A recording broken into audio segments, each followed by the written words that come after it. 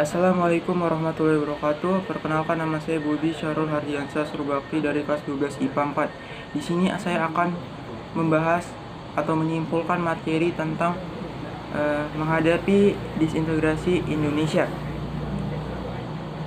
Sebelum masuk ke materi pokoknya, mari kita bahas mengenai disintegrasi dan integrasi. Disintegrasi sendiri adalah kondisi di mana hilangnya rasa keharmonisan atau perpecahan di dalam lingkungan masyarakat. Kemudian sementara itu lawan kata dari disintegrasi adalah integrasi. Integrasi merupakan proses penyatuan berbagai budaya dan bangsa pada dalam satu kesatuan wilayah yang utuh dan membentuk suatu identitas sosial. Disintegrasi sering dihadapi oleh bangsa Indonesia mulai dari sebelum awal kemerdekaan, ketika awal kemerdekaan, dan sampai sekarang. Pada awal masa kemerdekaan, Indonesia sudah banyak mengalami masalah disintegrasi.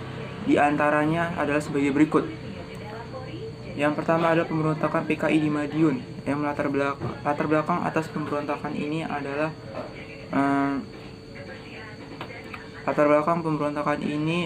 karena kekecewaan masyarakat terhadap perjanjian Renville yang membuat wilayah Indonesia semakin mengecil. Dan yang kedua adalah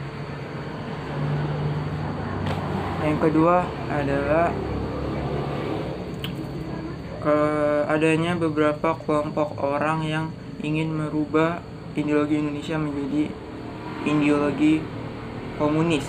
Dan yang ketiga adalah kekecewaan Amir Syarifuddin karena kabinetnya dilengsarkan dan digantikan oleh kabinet Hatta. Gerakan PKI tahun 48 ini dipelopori atau digerakkan oleh seorang tokoh Soviet yang menimba ilmu di Cina dan juga di Rusia. Tokoh tersebut adalah Musso. Musso sendiri dibantu oleh Amir Syarifuddin dalam melaksanakan cita-cita untuk mendirikan negara Soviet Indonesia. Kemudian pada 18 September 1948 Musso mendeklarasikan berdirinya negara Soviet Indonesia dengan Musso sebagai presiden dan Amir Syarifuddin sebagai perdana menteri. Mereka pun menguasai instalasi-instalasi penting negara seperti kantor pos, kantor polisi, dan kantor telekomunikasi dan juga bank. Mereka juga menculik dan melakukan pembunuhan terhadap Dr. Muwardi dan seorang gubernur yaitu Aryo Suryo. Tidak tinggal diam, pemerintah pusat pada kala itu langsung memerintahkan untuk segera menumpas pemberontakan ini. Yang hasilnya pada November 1948 Musso berhasil ditembak mati. Dan di bulan selanjutnya Amir Syarifuddin dan kawan-kawannya pun menyerahkan diri karena mereka mengalami bencana kelaparan dan serangan wabah penyakit. Diakibatkan Tentara Nasional Republik Indonesia memblokade pasokan makanan ke markas mereka. Kemudian pemberontakan yang kedua atau disintegrasi yang kedua yaitu pemberontakan di ITII di Yogyakarta. Yang latar belakang pemberontakan ini adalah hasil perjanjian Renville yang membuat sebagian masyarakat kecewa. Hasil keputusan Renville ini membuat wilayah Indonesia menjadi semakin kecil.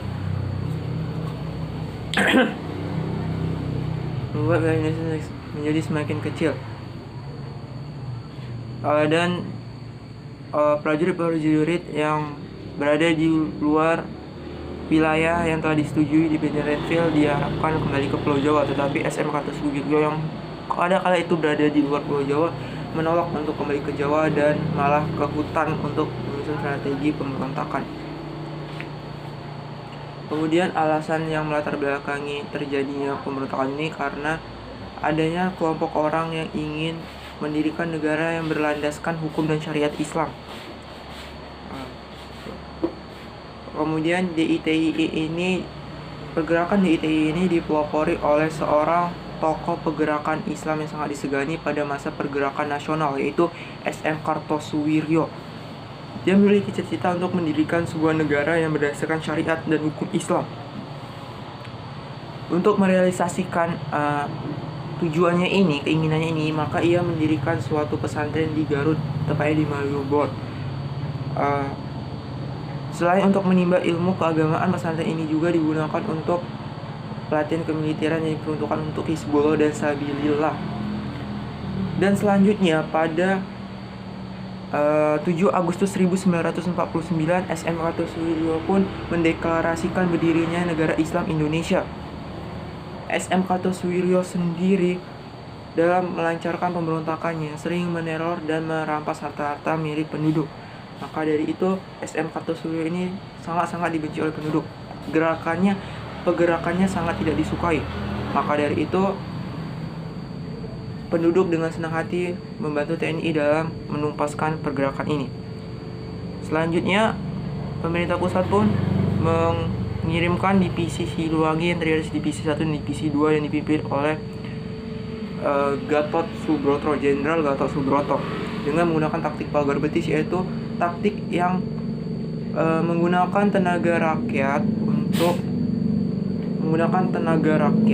untuk memberantas suatu pemberontakan. Tujuannya agar tentara dapat membedakan mana masyarakat yang pro dan mana masyarakat yang kontra terhadap pemberontak. Taktik ini berhasil. Masyarakat dan tentara berhasil mengepung pegunungan tempat persembunyian SM Kartosuwiryo. Kemudian pada tanggal 4 Juni 1962, SM Kartosuwiryo dan kawan-kawannya berhasil ditangkap dan diadili di Mahkamah Militer Luar Biasa dan dijatuhi hukuman mati. SM Kartosuwiryo pun dijatuhi hukuman mati atas putusan pengadilan. Pada saat itu Presiden Soekarno pun menangis. Kenapa menangis? Karena SM Kartosuwiryo ini ternyata adalah teman masa kecil dari Soekarno. Kemudian pemberontakan yang ketiga adalah pemberontakan APRA atau Angkatan Perang Ratu Adil. Dan latar belakang pemberontakan ini karena ketidaksukaan pasukan Kenil terhadap Tentara Nasional Indonesia. Kemudian yang kedua adalah pasukan Kenil takut kehilangan pengaruhnya setelah munculnya TNI. Baru yang ketiga adalah kepentingan pribadi Sultan Hamid II yang ingin RIS tetap bertahan. APRA sendiri dipelopori oleh Westerling yang menyuruhkan propaganda berupa Ratu Adil. Apa sih Ratu Adil itu? Ratu Adil adalah makhluk mitologi karangan kitab Jayabaya yang mengatakan bahwa akan ada muncul seorang Ratu Adil yang akan memimpin masyarakat dengan adil. Pada waktu itu Westerling menganggap bahwa dirinya adalah seorang Ratu Adil dan menghasut warga agar ikut memusuhi pemerintah dan mengikuti jejak dia. Westerling pun tidak sendirian, dia dibantu oleh Sultan Hamid II dalam melaksanakan tugasnya, dalam melaksanakan pemberontakannya. Dalam pergerakannya, APRA sudah melakukan berbagai teror. Sasaran utamanya adalah markas TNI. Serangan pertamanya yaitu penyerangan markas TNI di Bandung.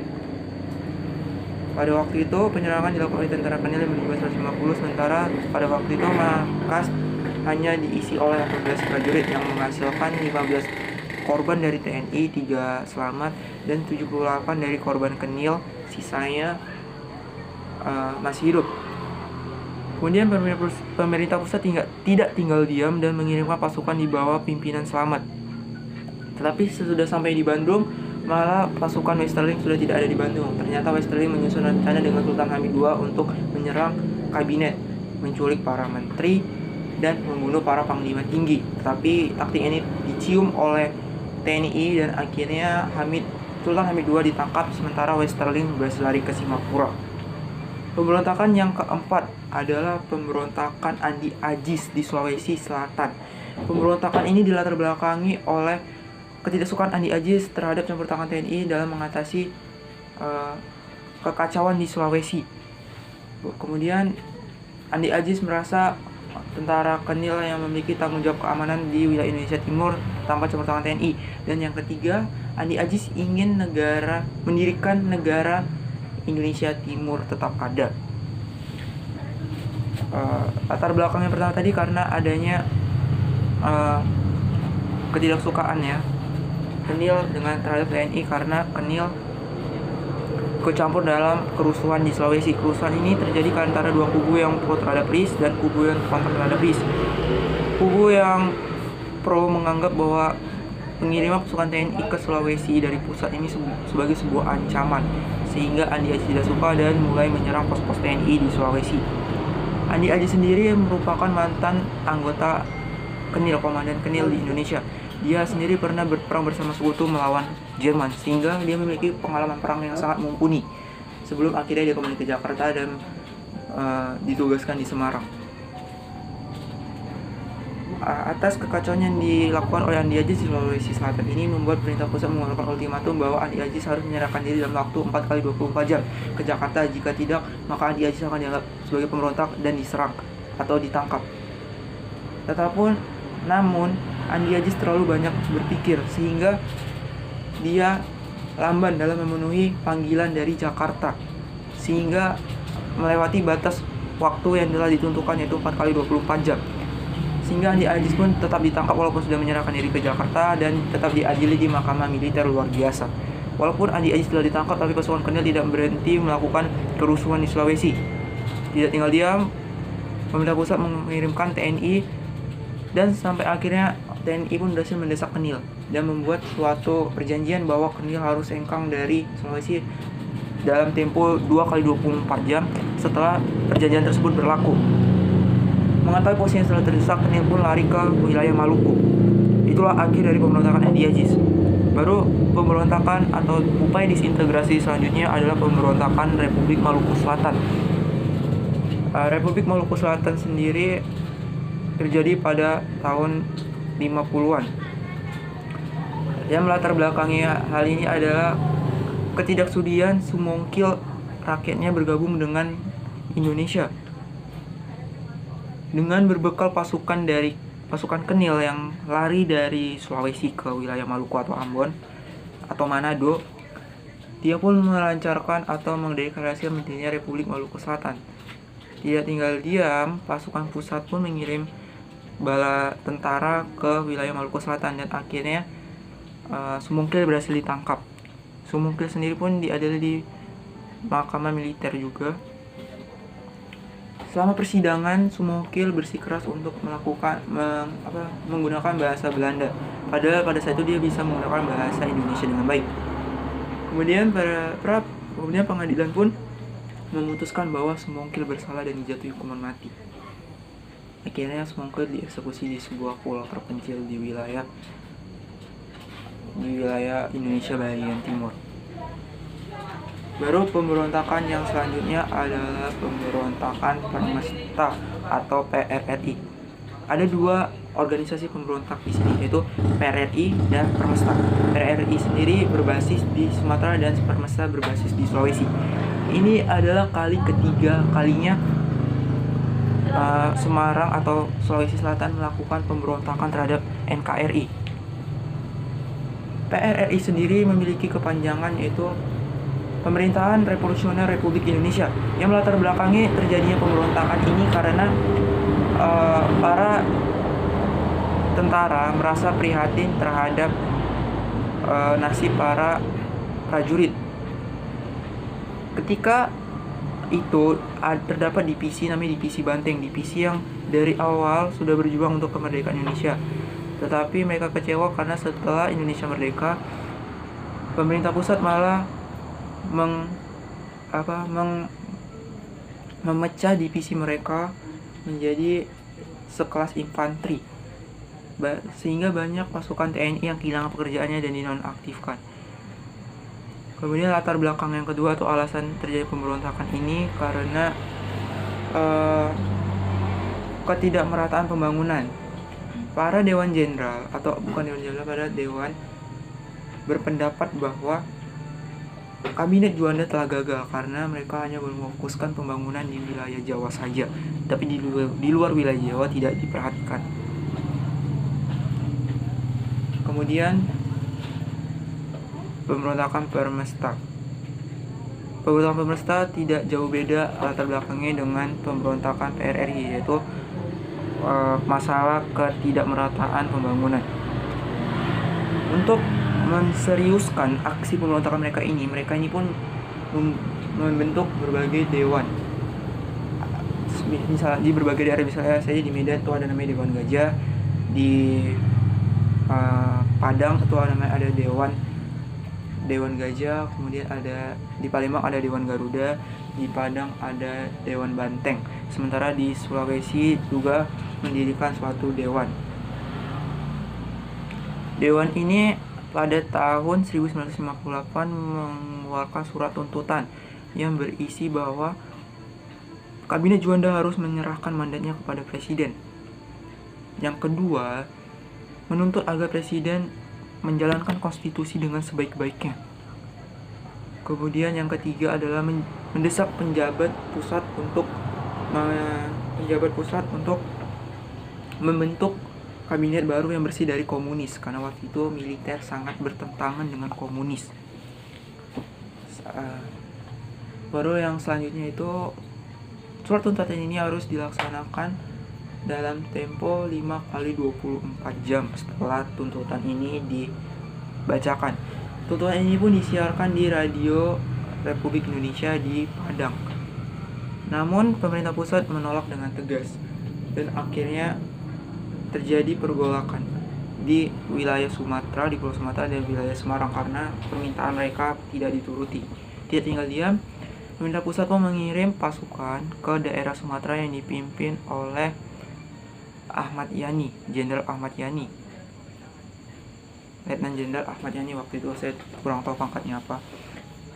Dan Jenderal Ahmad Yani pun berhasil menumpas pemberontakan PRRI di Sumatera dan juga pemberontakan Permesta di Sulawesi.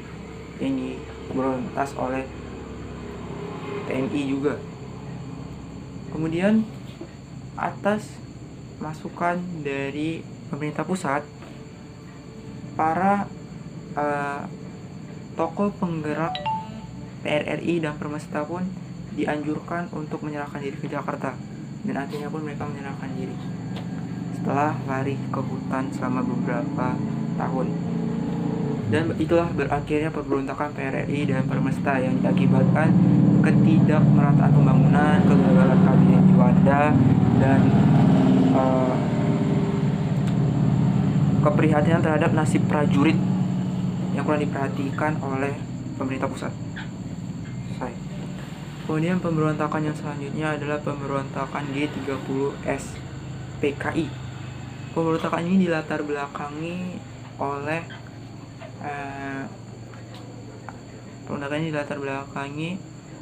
adanya isu angkatan kelima. Isu angkatan kelima disarankan oleh kubu komunis karena waktu itu Soekarno merasa kecewa terhadap angkatan darat, khususnya Ahmad Yani yang menolak untuk menyerang Malaysia setelah Perdana Menteri Malaysia menginjak lambang negara dan Presiden menyuruhkan ganyang Malaysia. Tetapi Ahmad Yani melihat pada saat itu kondisi Malaysia sangat diuntungkan karena diboncengi oleh Inggris, sehingga mustahil rasanya Indonesia dapat menangkan perang dengan Malaysia. Kemudian yang kedua yang melatar belakanginya yaitu perseteruan antara PKI dengan TNI akibat kerusuhan yang dilakukan oleh buruh yang ingin merampas tanah milik BUMN atau Badan Usaha Milik Negara. Kemudian yang ketiga yaitu isu penyakit Soekarno yang semakin parah. Soekarno adalah orang nomor 1 Indonesia dan sangat berpengaruh. Jika Soekarno nanti misalnya telah tiada, maka Indonesia akan mengalami kekosongan power, kekosongan politik, kekosongan pemimpin, sehingga itu akan menjadi suatu perguncangan dan pemberontakan akan semakin merajalela. Ditambah lagi para jenderal-jenderal takut bahwa PKI akan mengambil alih kekuasaan, karena waktu itu pada pemilu tahun 1955 PKI memperoleh suara terbanyak keempat setelah NU, keempat atau kelima setelah NU itu pada pemilu tahun 1955.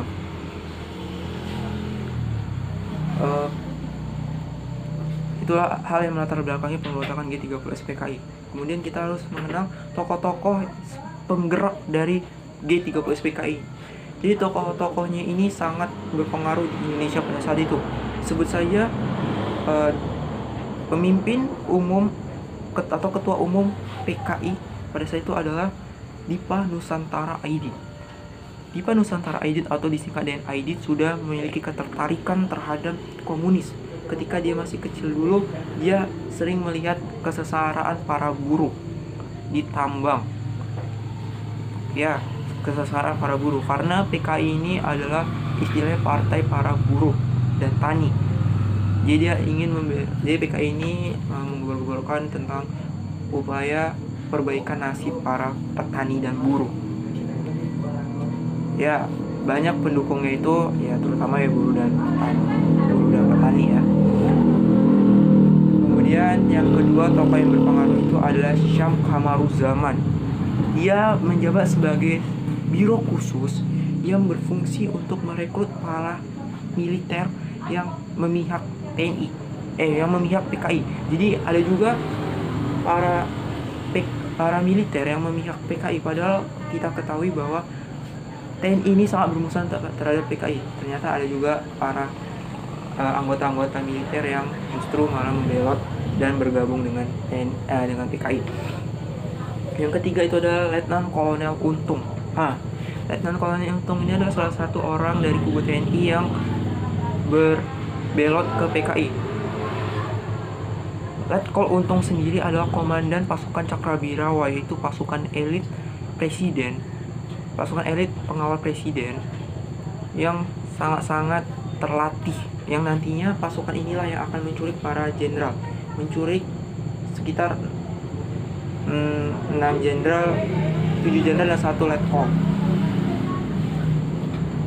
Kemudian yang selanjutnya itu ada namanya Brigjen Suparjo. Kemudian ada namanya Latif. 3 orang ini yaitu pertama Letkol Untung, Brigjen Suparjo, sama Latif ini merupakan orang dari dalam instansi TNI itu sendiri. Nah, itu dari tokoh penggeraknya. Kemudian kita masuk ke proses pergerakan pemberontakan ini yang terjadi pada malam 30 September tahun 1965 menjelang tanggal 1 Oktober 1965. Jadi dilakukan tengah malam. Pada saat itu mereka sudah meluncurkan rencana dengan sematang-matangnya dengan pasukan Cakrabirawa sebagai sang eksekutor.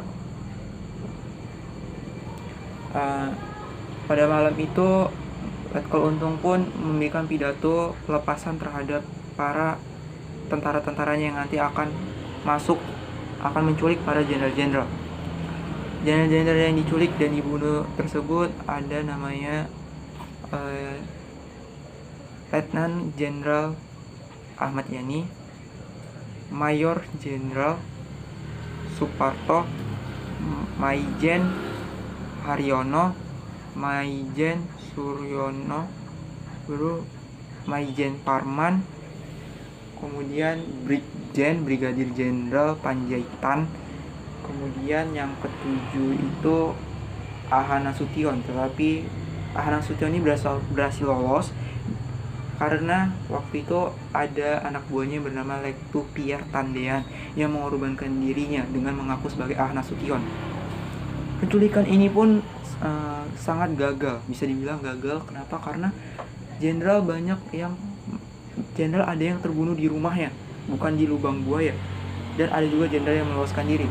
Jenderal yang berhasil dibawa dengan hidup-hidup pun disiksa di wilayah lubang buaya yang tidak jauh dari bandara atau tidak jauh dari Jakarta lah, pokoknya itu di suatu perkampungan.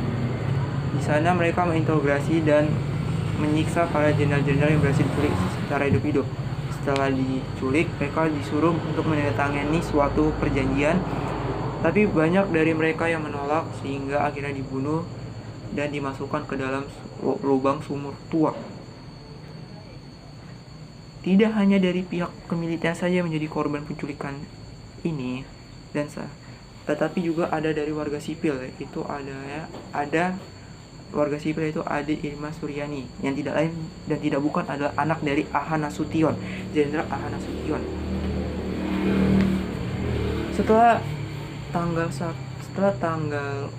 malam kelam tersebut, tepatnya pada tanggal 1 Oktober 1965, pasukan PKI membajak kantor Radio Republik Indonesia dan menyiapkan tentang aksinya ini. Mereka menyebut aksi mereka ini adalah gerakan 30 September PKI.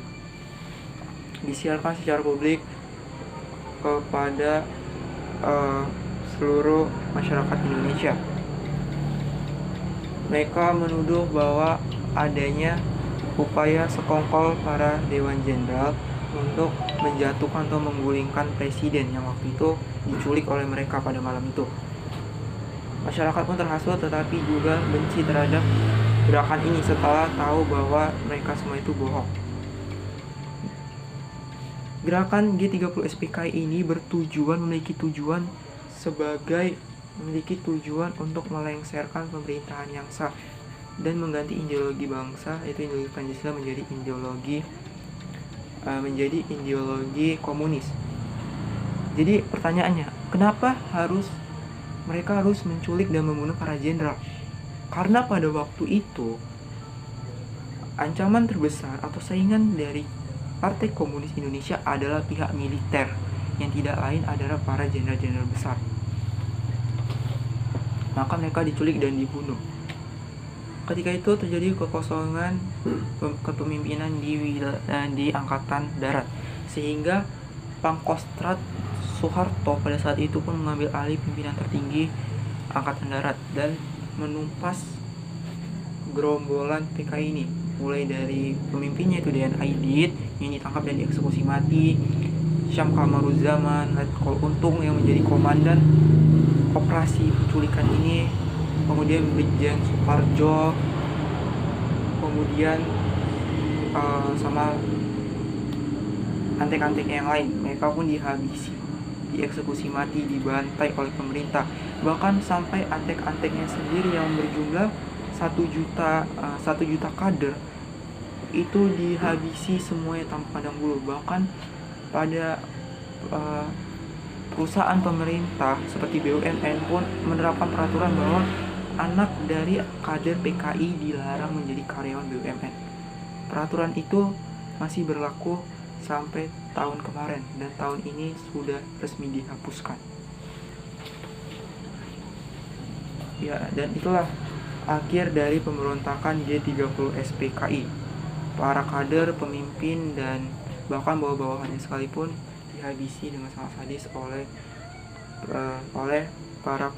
oleh pemerintah Indonesia. Ya, tujuan mereka tidak lain dan tidak bukan untuk menggantikan ideologi negara menjadi ideologi komunis, melengsarkan pemerintahan yang sah dan berkuasa.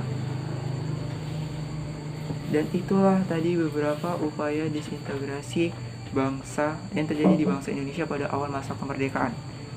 Semoga saja hal-hal yang terjadi di masa lalu ini bisa menjadi pelajaran kita di masa sekarang, bahwa disintegrasi itu tidak ada efek baiknya.